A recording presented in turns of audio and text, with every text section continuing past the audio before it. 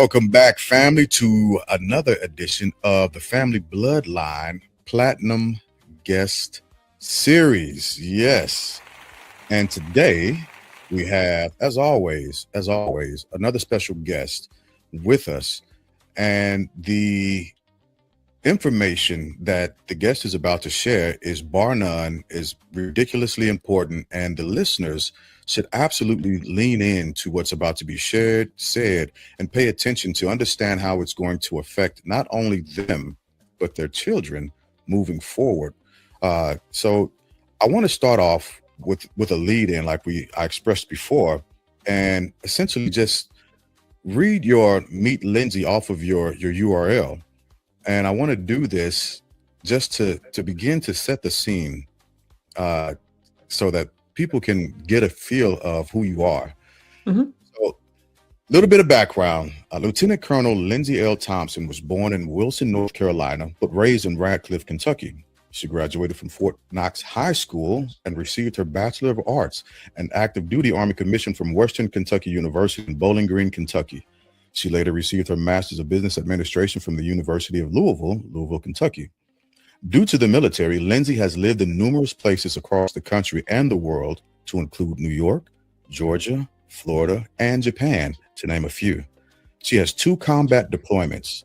The first, to Afghanistan, was with the 10th General Support Aviation Battalion, 10th Mountain Division, as the Battalion Assistant S2, which, for those who don't speak military, is the Intel branch or Intel section, intelligence section. And that was in 2007. She refers to this experience in her writings and a number of her speeches. This was followed by a second deployment to Iraq. And so, just again, to give a little bit of background before we jump to you, Ms. Thompson is an active duty military member and a CEO.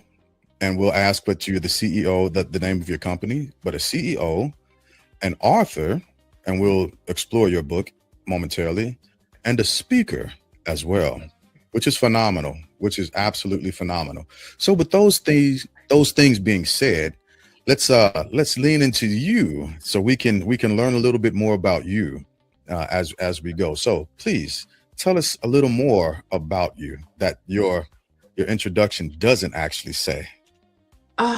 Well, where do I start? The introduction pretty much covers the rudimentary aspect of my life, but it doesn't so much cover why I do what I do and why I'm trying to transition into the Gen Z speaking and operating world after the military. So I never had any children of my own. However, I do have 11 godchildren. So all of them ranging between the age of 15 and 24 now. So all of them are inside of that Gen Z range, right? And I've always believed that the Lord saw fit to not allow me to be a parent because he wanted me to be able to pour into so many of the other children in my life. And that is what I'm hoping I am able to continue to do after the military, which is why I wrote the book. They are definitely the inspiration for that, looking out at the world and the way the job market is changing. And the job market seems like such a small aspect of the world, but whether we like it or not, money in many ways does make the world go round. It takes it to, we got to eat, we got to have shelter. And this is the things that are necessary to be able to do that. So I wanted to make sure that as my kids grew up and transitioned into the world, that they'd have the tools that were necessary to continue to compete and compete from the forefront, as they go out into the world looking for those jobs and looking for that manner in which to sustain themselves. So I'm a hard charger for my kids. That's really what it all boils down to. That's who I am. So 11, how did you come down? How did that happen? What was the process and the progress that led up to 11? Look, That's a lot. let's start with the first few. So the first few, their mothers were smart. Okay, I've known the mothers of the first few since I was in high school. Oh, wow. And when I joined ROTC in college, a few of them forward thinkers, Lyndsey's gonna have a guaranteed paycheck for the next couple of Mm, years. Yeah, yeah, So yeah, let's yeah. go ahead and make sure we get on board with that one. Lyndsey's gonna be the good aunt with the good birthday gifts and whatnot for the next couple of Got years. it. So Yeah, so let's rock with Lyndsey. for sure. The others were just their friendships that developed into family. So their kids became my kids, and they just kind of I kept collecting them like baseball cards. So Yeah, so I've and the more I moved around, I'm one of those individuals where and I say it in my book, I'm a self-professed introvert. So when I move from place to place, I don't tend to make a lot of friends. I make one or two really good ones, and then they become family, and their family becomes family. So I take on their children as if they were my own. I'm Auntie Lyndsey to a number of kids out there. But again, it is a passion of mine as well. I love talking to kids. I love watching their eyes light up when something connects. Um, I think I have also that personality trait where I am the protector. I'm also the big sister. I have a younger brother, and it was always my goal to make sure that everything in front of him was laid out. He went to the same high school I went to initially before going to John. He graduated from the same college I graduated from. I remember when my brother was online, getting phone calls from my Eastern Star sisters that were still at Western. It was like, girl, your brother's out here looking like he about to cry. We don't know what's wrong with him. I'm sitting here thinking to myself, yeah, if you only knew what was wrong with him. But yeah, it's it's a protective aspect of me, and for whatever reason, the younger generation is what's catching it all right now. yeah. Absolutely. I'm on a level also. Just throwing that out there. Uh, Okay. been a traveling man for a while now. All right.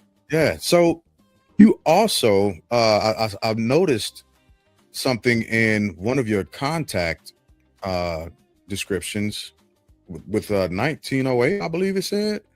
I am. I am also a member of the sorority Alpha Kappa Alpha Sorority Incorporated. Okay. So yes, I'm a legacy. So my mother is an AKA, my brother is an Alpha. So yeah, we're holding the D9 down. I dig it. I dig it. That's great. That's great. I have a niece. I think I said this before. I have a niece that is part of AKA out in Mhm. Illinois. So shout out to you, Mackenzie.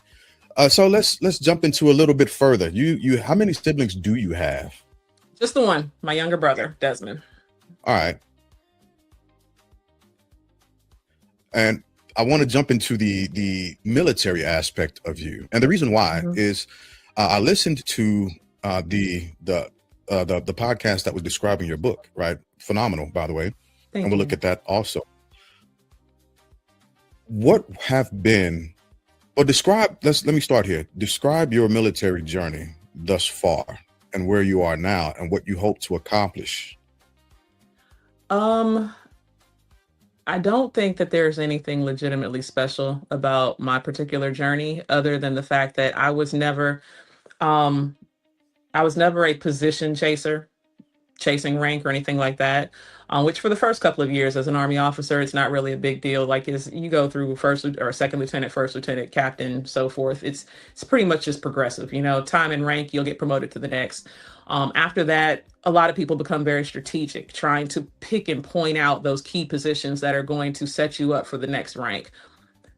I have always been an avid believer that I want to do what I enjoy. Yeah. So if I don't enjoy the position or I don't believe I'm going to enjoy the position, I'm not seeking that position. So if I make the rank, I make the rank. If I don't make the rank, I don't make the rank. But you will never say that I did not do my job to the best of my abilities because I know I enjoyed what I was doing. So I transitioned to a lot of different locations based upon the fact that I thought I was going to like it there. I went to Savannah because I was like, this is Savannah, Georgia. I don't know what job I'm going to get when I get there, but I'm going to Savannah. So there you have it. Um, Same deal when, actually Japan was an accident. Japan was completely an accident. I had come back from both Afghanistan and Iraq, and I'd been to Savannah. I went to school. I was like, I don't want to leave the country anymore if I have to carry a weapon. Like I don't I want to go overseas somewhere, but I do not want to carry a weapon. Well, in my mind frame, I'm thinking Europe. my orders said Japan. I was like, that is not what I meant. Like That is not Europe at that all. was not what I was talking about. But Lord, your will be done. So went to Japan, had an amazing time. I was ready to come home when it was time to come home, Yeah. but had an amazing time. But again, my journey, I wasn't out seeking any different positions in order to seek rank and so forth. I was out to have a good time and to learn as much as I possibly could. Um, and as long as I continue to enjoy my job, I'll continue to move forward. I'm in a position now that I could have never dreamed of. Mm. I am the battalion commander for the Mission Support Battalion underneath Recruiting Command. We are basically the tactical arm for all of the marketing that's done in the Army. So I spend 80% of my time traveling to colleges and high schools and bowl games and all of those types of things with my assets. Those, I don't know how many people have seen it, but those big 18 wheelers that you'll see going down the interstate with "Be All You Can Be" written on the side of them, those are mine, right? I've got a team of elite athletes. I've got a warrior fitness team, which are basically CrossFitters. These are soldiers that get paid to come and do CrossFit every day. I've got an esports team in my organization. These are soldiers who get paid to come to work and play video games all day long and to compete and be the best in the world. Like, you can't tell me my job isn't amazing. Like, I didn't even know that this existed. And the Yeah. Lord handed it to me. So I'm just like, you know what? As long as I'm having a good time, I'm gonna keep it pushing. But I feel like this is probably as good as it's gonna get. So Mm. now I'm starting that transition into the retirement phase, the retirement mode. Because I'm just like, it just don't get no better than this. Y'all gonna want me to go back out here and do something Yeah. concerning. I was like, I'm good. I'm good. Nope, Yeah.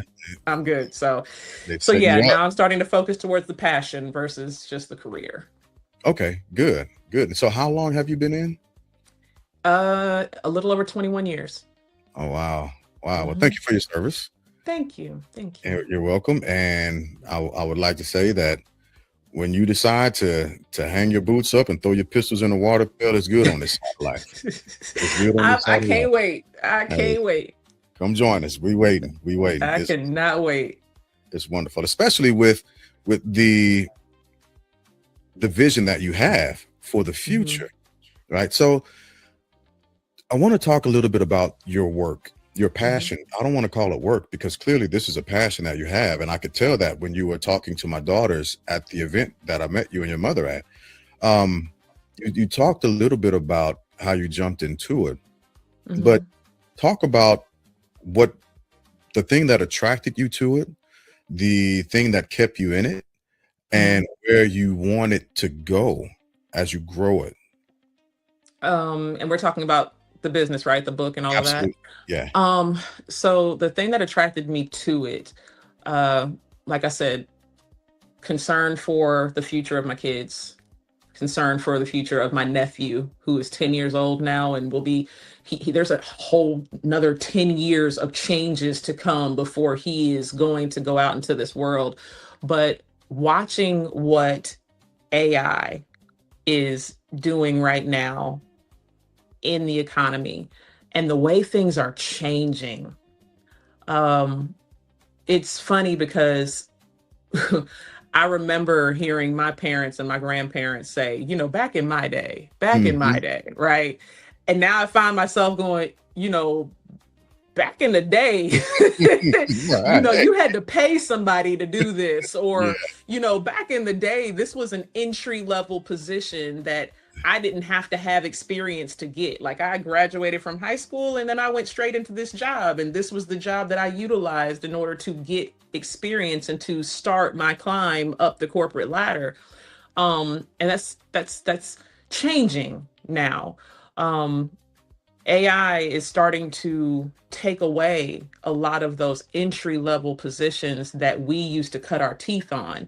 Mhm. Um, they're saying that within the next 40 or so years, AI could, or excuse me, 4 years, so please get that right, 4 years, AI could ultimately replace approximately 40% of the Wow. entry level positions that our kids are or used to utilize to enter into the job market. to start their initial climb of that ladder. So now you've got 40% fewer entry level positions available for our kids. And the other 60% have now transitioned to a mind frame where they're requiring that these kids have 2 to 3 years of experience Wow. before they'll even hire them.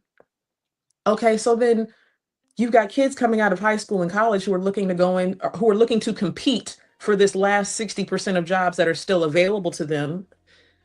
And now, in order to compete, they also have to come with a portfolio of things that they've done before they even graduated. Mm. So it was scary as I was kind of seeing these things. And what I realized is a lot of the things that I've learned over the course of my 21 years in the military, although they don't directly align with the civilian world, they do directly align with the way things are changing. The concept of mentorship, right? Mentorship is something that is beaten very heavily in the military. Go out and find someone who's done what you're trying to do, somebody within your branch, someone within your field who can kind of help you navigate the positions that you should hold in order to continue to progress through the ranks, right? We make it a formalized process. Mentorship is a cheat code for success in any realm. Going out and finding someone who is currently doing what you want to do, going out and then finding someone who has already excelled in the spaces that you want to excel, and having a cup of coffee with these people, Yeah. asking them questions, asking them how they did what they did, their input, their advice, all of these things. And if they feel so inclined to truly invest in you, they have the ability to introduce you to people who will then open up doors for you that you didn't even know existed. They have the ability to show you which potholes to avoid, which courses to take, which ones are just complete waste of time, right? They're saying now that when it comes to the hiring market, 80% of jobs right now are coming through by way of people who know people. It's Oh, being wow. introduced to something. Resumes and all of that, they're great. But if they don't say the right thing and they don't come with someone behind them who basically does a handshake and says, I vouch for this person, you fall to the bottom of the rung. The other thing is leadership. Leadership is Mhm. something that the military has instilled in us since the day we joined. Leadership is the trust aspect of employment. Leadership shows the people that you're working for, those possible employers, that they can trust that you can communicate. They can trust that you can lead. They can trust that you can actually navigate conflict. That's what they're looking for. They're looking for that maturity and that leadership already instilled. Again, our kids are not necessarily coming out of these schools with these types of courses and these types of experience to garner that trust in these possible employers. And then finally is the real world experience piece. And that's the proof. That is the proof positive that I can do what you're paying me to do, or what you're saying you're going to pay me to do. Um, they're not looking for trainees anymore. They're not Mm. hiring you to teach you. They're hiring you to execute. And they want proof positive that you can execute what they're hiring you to do. So again, the last 60% of these entry level positions are looking for you to come with a portfolio that states, these are the things that I've done. Well, where do they go to get that experience if all the jobs that they would have utilized to get the experience now requires that they have experience to get the job? Yeah. Well, that's where we talk about in the book getting creative. Things like internships. Internships are the new gateway to an actual career. They're using internships as not as part of the hiring process now. So if you want to get in the door, an internship is no longer a luxury, it's almost a requirement, right? Other aspects and other manners in which to get this experience is side hustles, right? Utilizing your mentors and finding jobs, whether they be non-paid volunteer work or paid jobs during the summer, to start to build a portfolio in and around the concept that you would like to work in. So all of these things, spelling it out and packaging it, is what kind of drove me to put this book together. like when I started writing it, I actually started writing the book for something a lot different. I started writing the book for senior level staff sections because I was so irritated by my brigade staff. I was just like, y'all do not understand what the concept of graduate level staff works. So let me write this book and help you guys understand it. And then I was like, no, these are grown people. I'm not. Yeah. Let me focus on the future. So yeah, as I started writing, I was just like, no, there's another group here, a group that I care so much more about that Mm. I'd prefer to focus on. So that's kind of how the concept grew and what's kind of been keeping me going. I love it. So speaking of your book, and this is your webpage, by the way, Yes. and that is, I will push that up at the top for anyone who wants to navigate to the actual webpage. So talk to us a little bit about the book, the experiences that you shared, not just Mhm. that, but talk to us a little bit about the process of writing your book. Like you were just saying, the transition from, hey, I'm writing this for senior level staffers, but wait a minute, there's another audience that needs to be captured by this. And not just that, but hey, I got a nephew. This world is evolving faster than what we can actually keep pace with. Right. Let me put this out. Let me compile this. And how is it that you compiled it? What did you draw from in order to get the message out in your book? Um, well, like I said, it was initially a it was a angry journal entry directed at my senior leadership staff initially. I was just like, you know what, y'all suck. So I'm gonna basically write this book to tell you how to do your job. Yeah. Um, but again, as I was kind of doing research to help to support the things that I knew naturally by way of my own experiences working for general officers and whatnot, that's when I started to kind of stumble upon some of the information in reference to the current job market and how it was going to start to impact not just, you know, the general employment rate, but the employment rate of the next generation coming into the job market, which happens to be Gen Z.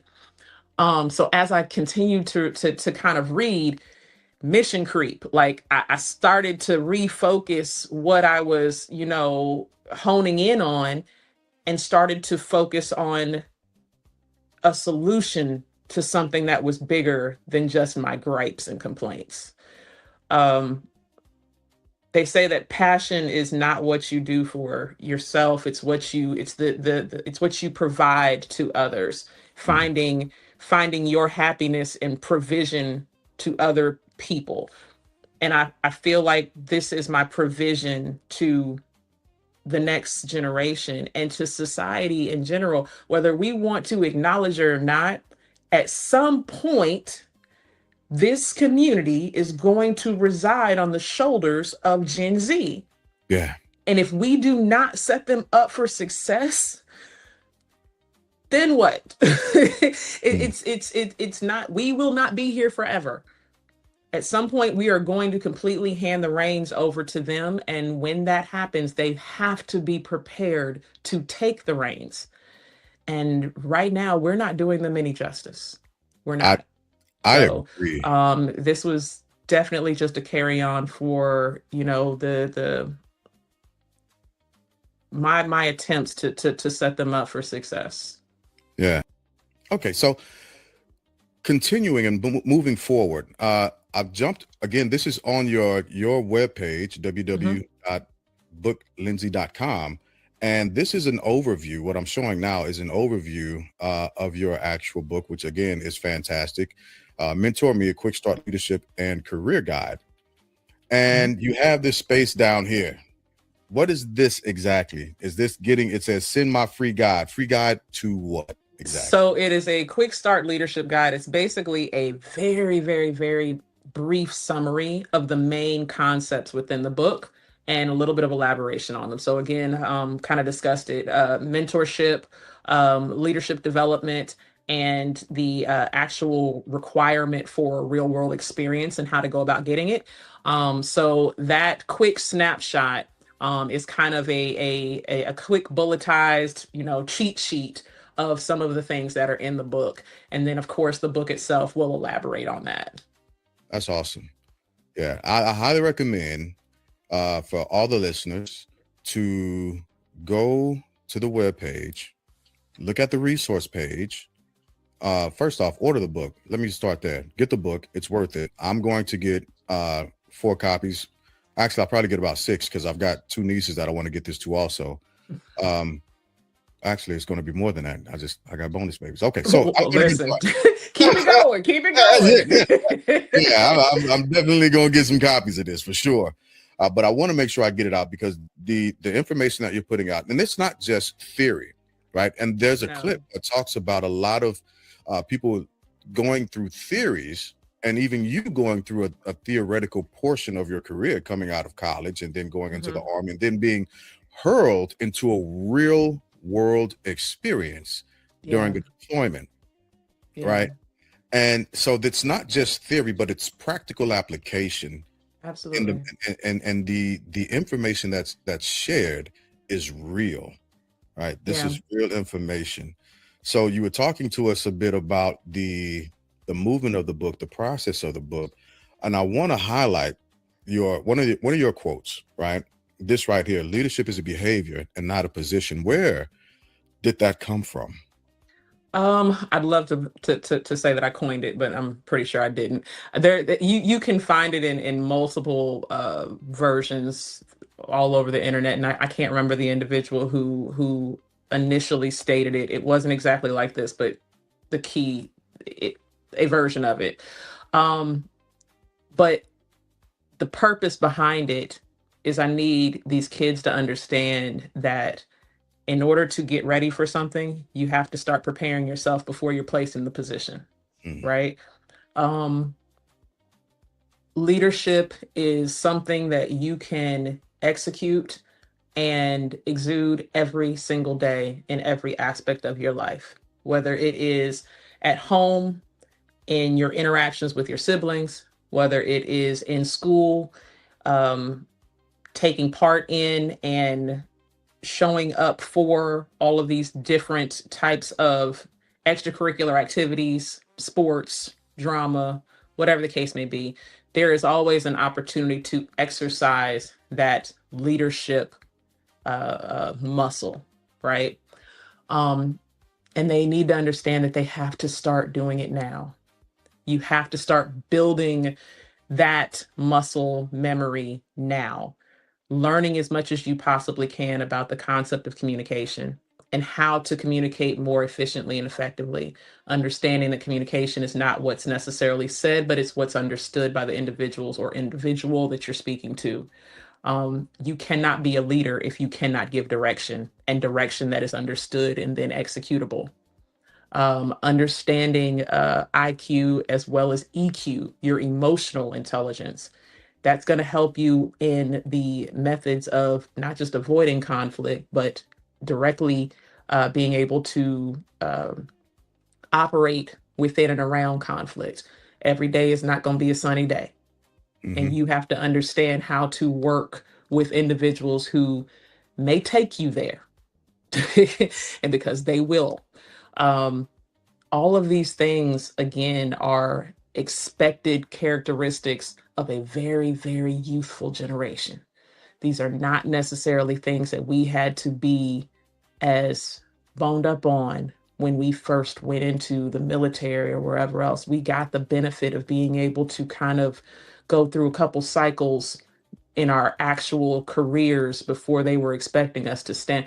I've never, she's just a second lieutenant. She's just a lieutenant. Don't worry about the lieutenant. Don't worry about the lieutenant. That was the excuse that we got for a very long time.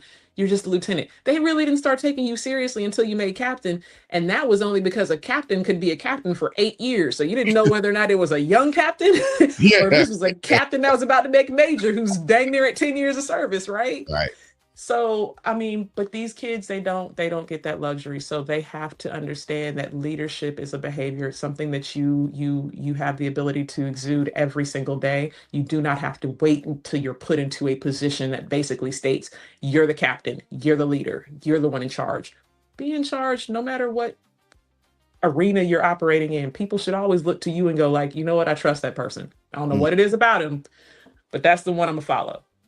Yeah, absolutely. What is your recommendation or advice when trying to seek out and find a mentor, understanding that you're looking for somebody who's already in the position that you want to see yourself? But what Mhm. other aspects of mentorship should a younger person or anybody for that matter uh, look into, kind of like checking the block, as it were, Mhm. to make sure that they're finding the right fit for them? Um, One thing that you want to look for, and this is something that will take you at least 1 or 2 meetings with the person to truly evaluate, is their character. Are they in this for you? Right? Are they willing to help? Do they want to help? Um, do they spend the entire conversation talking about themselves and about the grandiose things that they've accomplished in life and never once, hand it over to you? Are they teachers? Are they somebody who's willing to invest in you? Right? Um, it's one thing to go out and want to talk to someone who has been successful, but that person not necessarily be as committed to seeing you progress as they were, or as they are, just talking about their own progression, right? Um, so you have to kind of find the balance. They've been successful, but they also want to see you be successful. The other thing, and this is not necessarily what you're looking for in a mentor, but when you go out looking for a mentor, don't be creepy. Don't be creepy when you're going out looking for a mentor. Will you be my mentor? That is, don't do that, Yeah, right? that is weird. Um, go and do some research. Find someone who has, again, like I said, done something that you want to do. Look into one of their projects and be like, hey, I see you did X, Y, and Z. I'm actually interested in doing that as well. I was wondering if you might have a few minutes to talk about that and, kind of give me some ideas as to how I might be able to do something similar. Right. It's a lot of different ways that you can go about it, but don't be creepy. I might, I might have to put that on one of my other podcasts. Whatever you do, don't don't be don't creepy. don't be creepy. Don't be Yeah, creepy. I've had the experience of uh, I worked on the general staff before in the G4, and I was doing a lot with a lot of people, a lot of different sections, and I did have that experience where the soldier was like, "Hey, Glass, you be my mentor?" And I was like, "What?" Like, what does that even mean? Like, what do you want from me? Like, being a mentor is a huge responsibility, first off, It and is. I like agreeing with you on a lot of different aspects. It's not a forced entry, as it were. It's a glide path that you take Mhm. because you're establishing a relationship with someone, and again, yeah, wanting to make sure that that person is doing well and being able to correct them when they're falling into pockets of error, and just being like, hey, listen, let's move forward together. This is where you made your mistake. I got it, but this is how you correct that, so on and so forth. But Absolutely. I was quite, what do you mean, can I It, be your? and you know what? But I blame that on the army too, I do because too. again, the army, they made it such a regimented thing. They were just like, well, go out and find a mentor. Well, Yeah, what does that mean? Go out and find a mentor? Okay, fine. So I found somebody who outranks me. Hey, will you be my mentor? And the person that you're talking to is like, me? yeah, Which what the mentor doesn't even know what that means. Like, well, exactly. what do you want me to do? Yeah, yeah, So don't ask the question, will you be my mentor? Ask very specific questions. Hey, you did this. Can you tell me how you did it? Would you mind sitting down and kind of explaining it to me? I'm trying to do something very similar. Would you have a few minutes to sit down and at least tell me what you want from me? yeah, yeah. There's an So expectation on both ends that has to be absolutely. expressed, that has to be communicated. Yeah, that Absolutely. regimented movement that the Army has, even in a software product that's been pushed out there, you've got to go, you've got to identify the mentor, Mm-hmm. you've got to do check-ins with the mentor. Now that's on top of doing your quarterly counseling, yada yada Yep. yada. Like, come on, Yep. Yep. it's a And very then serious. again, they never explain what the roles of both of those parties are. And the other thing that I discuss in the book is the role of the mentee. Like, in Mm, order to go and get yourself a good mentor, you have to be a good mentee as well. And what does that mean? That means coming to these meetings prepared to have the conversations. If your mentor is leading 100% of the conversation and you're just sitting there in absorb mode, you're not doing it right. You should mm, have some very specific questions when you go meet with this individual, and then be open to feedback. This is when your EQ comes into it. If you're one of those types of people that shut down when you're giving criticism because you think you either know it all or you just simply don't know how to take criticism, you're not a good mentee and you're not going to get anything out of this. You're really not. And then when they give you feedback, come back the next time prepared to give them feedback on the feedback they gave you. Did you execute what they suggested?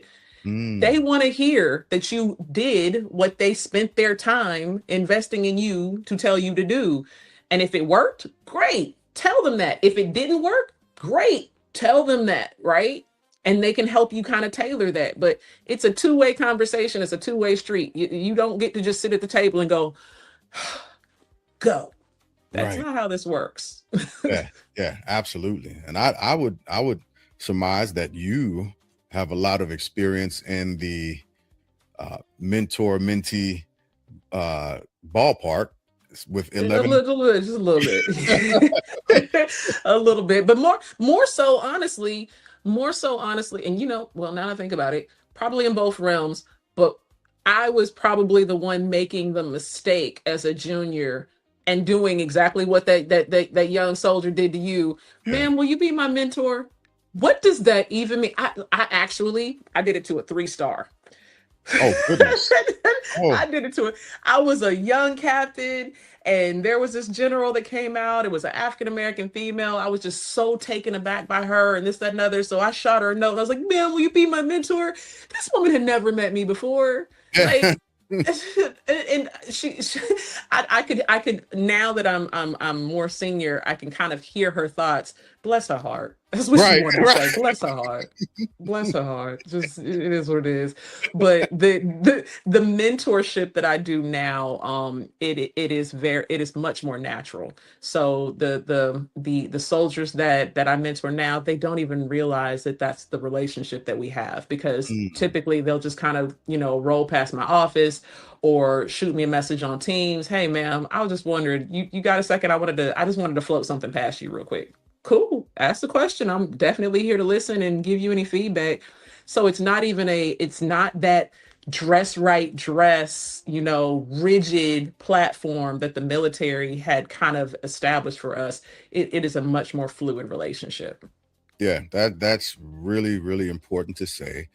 Uh, and explore. And like just like you just described, a lot of people, not just soldiers, but a lot of people experience mentorship just in passing with people that they come in contact with every day and don't really Mhm. realize that that's what's happening. And Absolutely. and that just goes to the length and breadth of what mentorship can, should, and it is oftentimes on its surface. It's the quick ability to communicate, correct, redress, be a sounding board for somebody. Hmm. And that's from the mentor aspect. And then from the mentee aspect, also be vulnerable enough to ask someone for that assistance, for that critique, and that guidance as well. Absolutely. So yeah, that's Absolutely. very important to say. Thank you for pointing that out. So let's talk about your speaking, at the speaking aspect of you. This, Yes. so have you been on summits, or have you engaged in any actual speaking platforms just as of yet? So not outside of the military yet, right? So this is probably obviously doing, speaking engagements for different local community groups and things of that nature. But the military has been my sole focus. So because I'm still technically in the military, I don't have a lot of time to be out traveling and doing all that. But I am hoping that this is my journey towards getting to these larger platforms, right? um I'd like to do community workshops for kids. I'd like to do leadership workshops. I want to do small interactive career counseling groups to help kids more, not necessarily with one-on-one because I really don't have the time for it right now, but sitting down as a group and discussing some of their concerns as they're getting ready to transition out, and then reviewing resumes and all of those types of things. Like, these are all the things that I want to do. Um, but yeah, the speaking platform at this point has been more so military directed, just because of the nature of my current profession. But I'm hoping that over the course of the next, what is this, March? I hang up my boots in December. So come December, I want to hit the ground running, and I want to be able to go out and do, the high school commencements and all of those things. Speaking of which, this book is an amazing high school and college graduation gift. We're getting ready to go into the graduation season. So for those who are still out there figuring out what they're going to get their graduate for graduation, definitely a spot on target, spot on gift. But yeah, I'm hoping to step that up after, I kind of release myself from the military reins. Yeah, and so December can't come fast enough. Cannot. Right? Senioritis is kicking in, boy. I get it. It's a thing. It's a thing. And when you get there, I'm glad that you're leaning in on what you want to do now. And I try and take my time to say this whenever I have the opportunity for service members who are on the cusp of exiting, right? Mm-hmm. Doing your final exodus from your military mission. It's worth stepping into the things that you want to do now. Right. Right. If you see yourself as an accountant and you've already got your degree, well, then you need to start practicing that craft now.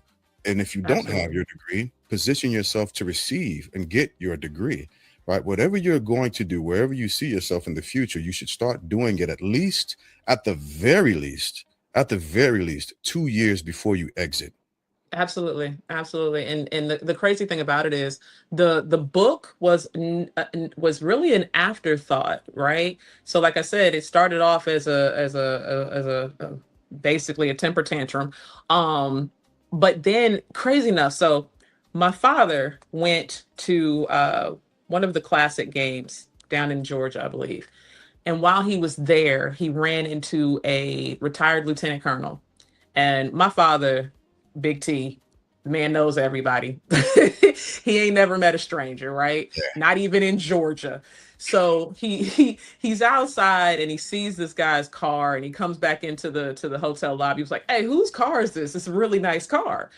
And the retired lieutenant colonel said, "It's mine." So they're chopping it up in the hotel lobby. And turns out the guy's father had been stationed up here at Fort Knox while my dad was still active duty. So my dad knew the dude's father. Wow. So they're talking and he's telling, he's telling the guy, my dad's telling the guy that, his daughter's getting ready to retire, lieutenant colonel. And dude's like, "Oh, I'm a retired lieutenant colonel, blah, blah, blah, blah." He's telling him what I wanted to do. He was just like, "Well, she wants to go into public speaking. She wants to focus on, Gen Z and blah, blah, blah. And she's trying to write a book." This dude was like, "Hey, I've got the perfect person for her." So he hands me the card of a retired Air Force Master Chief who owns his own publishing company. So fast forward, literally 2-3 weeks later, I hit up Lieutenant Colonel Retired Ship. "Hey, sir, thanks so much for the business card. Dad just got back, gave it to me. Appreciate you. Now I am now forever on his what do you call verse of the day, Bible verse of the day text message thread." Yeah. But I get a hold of retired Master Chief Cunningham, Dr. Cunningham, and Dr. Cunningham is the one that walked me through this entire process. Because I'd never published a book before. I didn't know how to go about it. I didn't know any of this stuff. So it's just by way God's grace and laying everything out. But Dr. Ship, Lieutenant Colonel retired, became a mentor. Dr. Cunningham, Senior Master Chief retired, became a mentor. So you will pick up a mentor along your journey. And I've never even met either of these gentlemen face to face. Oh, wow. I've not met either of these gentlemen face to face yet.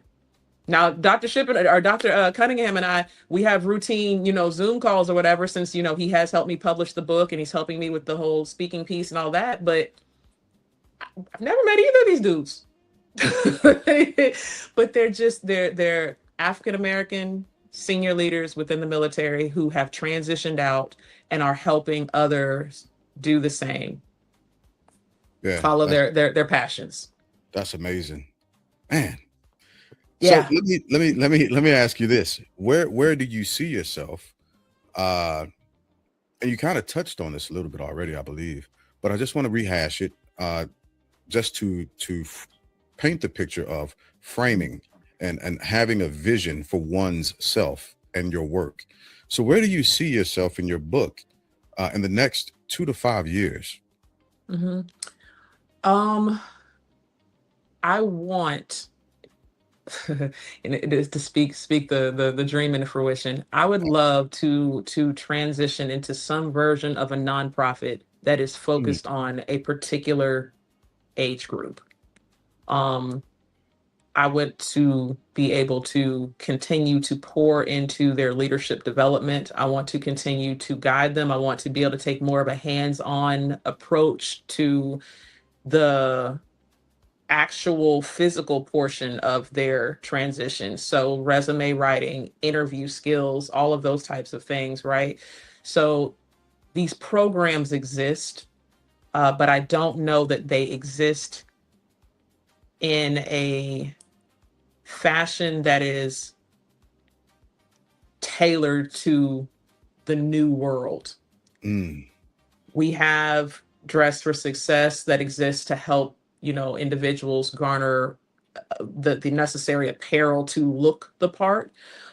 We've got resume writing workshops, but I don't think we have anything out there that is specifically tailored to the way the market is changing and helping individuals meet those new goalposts and overcome those new obstacles. It used to be a matter of if your resume is legit, you're good to go. No, that old phrase, your network is your net worth. yeah. It's becoming more and more true. So how are we helping them to build their network, right? I want to be able to try to do things that and functions where we bring together possible mentors and all these different types of organizations, and Mm, we put them all in one location. And then I've got at a certain point after I have instructed you on what it is that you need to do in order to be a good mentee. I'm now going to put you into a ballroom or a basketball game or some type of event where it's flooded with possible mentors. yeah. And now you've got to go out and do your thing, right? Because you're either going to sink or swim. And the ones who swim will go out and they'll talk, they'll mingle, they'll have conversations, and they'll identify those mentors, those natural relationships. Um, I want to, again, host small group settings where we are discussing the challenges that they're having and we're addressing all of their gaps one by one, whether it be a skill gap or if it's their positioning gap. Let's talk about your LinkedIn page. Let's talk about your resume. Let's talk about the people that you need to communicate to. Are you sending out these introduction emails via LinkedIn to people who might be in a position to be able to assist you? It's a whole lot of stuff I got going on in my head. I just got to figure out like what that looks like in a structured manner, right? Yeah. So, yeah. Yeah. That's amazing. I'm here for it. I hope that you'll come back and you'll keep us Oh, updated absolutely. on your progress so that we could be a part of your journey as well. Uh, Absolutely. Absolutely. like I tell all of our guests, the Family Bloodline Network, we're just as invested in hearing what you're communicating as what you're putting action to and in as well. So we Absolutely. definitely want to make sure we keep up with you throughout your journey. So we are going to transition to the end of the interview, unfortunately, because I think we could talk about this all day. I absolutely love the vision, the heart and the passion that you have for the future. I've said on other platforms that I have, the consumerism that our culture has, and what it's been projected to over the next few years, and how much we're actually putting and investing back into our own community. And it's primarily lost.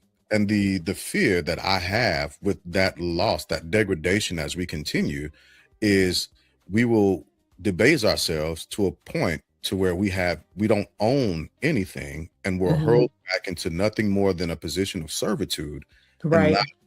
not being able to not be able to administer things that we need to administer for Mhm. our section, our corner of the earth, right? And as Dr. Cornell West said, it's not a barrier against anyone, but in order to love the rest of the world, you have to figure out how to love I yourself. love yourself. Yeah, Mhm. filling up a cup and you allow that cup to spill over, and once that cup spills over, the contents of that cup will flood the table that it's on. But the only thing that comes out of a cup is what you put in it, and if you're not Right. putting the right things in it, the right things won't come out. Yeah, I think our portion is we pour out what we have in our cup, when in actuality you should be filling everyone else up with your excess. Like Absolutely. you should not have to pour out of your cup in order to fill up someone else's. You get the excess, which Yeah. means if you keep pouring into me, then I can keep giving it to you. Yeah, it's absolutely reciprocal. And yeah, I agree. I am so happy that you took the time. I know you're busy. You got a lot of stuff coming up Thank here. you so much for having me. Like this is amazing. This was Absolutely. absolutely amazing. Thank you so much. Well, thank you. So on my platforms, on the Family Bloodline Network, we've got a couple of different segments called the Pulse as well as the Legacy Table. We do something on each different segment Mhm. uh, called that gives your final thoughts. On the Pulse, it's called Around the Horn. On the Legacy Table, it's called Final Thoughts. And here on the Platinum Guest Series, I also call it Final Thoughts. And so Final Thoughts is anything that you want to say about anything that you want to talk about. It doesn't necessarily have to be about what we talked about today. It could be, hey, I ate this for breakfast and it was great. I highly recommend you try this breakfast food, you know. So your final thoughts. um okay. My final thoughts, still in line with what we've been discussing, is a call to action. Mm, And it's not necessarily a call to action to our youth, it's a call to action to the millennials, Gen X, and so forth. They need us. We have been blessed in the fact that a number of us have established ourselves in very successful positions. And it is time to turn around and give back. If you are not mentoring someone within our community, you are doing our community and the next generation a disservice. So I am asking, this is a call to action to my generation, to our parents' generation, to go out and actively seek someone who is looking for guidance, right? Yes, a lot of the responsibility should fall on them to come and look for a mentor, but doesn't always happen that way. And some of our kids are very introverted and have not really expressed them. They haven't gotten a hold of who they are yet, and they need a little bit of help. So that is my call to action to the other generations. Go out and help, seek out, give guidance, do all the things, right? Help them get that experience, pull them under your wing, and hey, get some free labor while you're at it. Internships are awesome. It's unpaid labor, but they get to reap the benefits of the actual experience. So that's my final thought. Amazing, amazing. So as always, I absolutely, again, I appreciate your time and your patience. For everyone who's going to come across these videos, I ask that you share and have the person that you shared it with share to somebody else and continue that trend. Make sure for the YouTube, go to the YouTube, go to the Instagram, follow, like, and subscribe to these pages. The YouTube and Instagram are the same. It is at LDR Ship Enterprises. Make sure that the LDR, the S, and the E are capitalized on YouTube, and go forth and do great things with that. Interact, ask questions, pick brains, Absolutely. and again, assist where you can. So once again, thank you for hopping on. I appreciate you. Thank you for your time. Stick around with me for a moment, and we will see you all on the next round of the Platinum Guest Series. Thanks.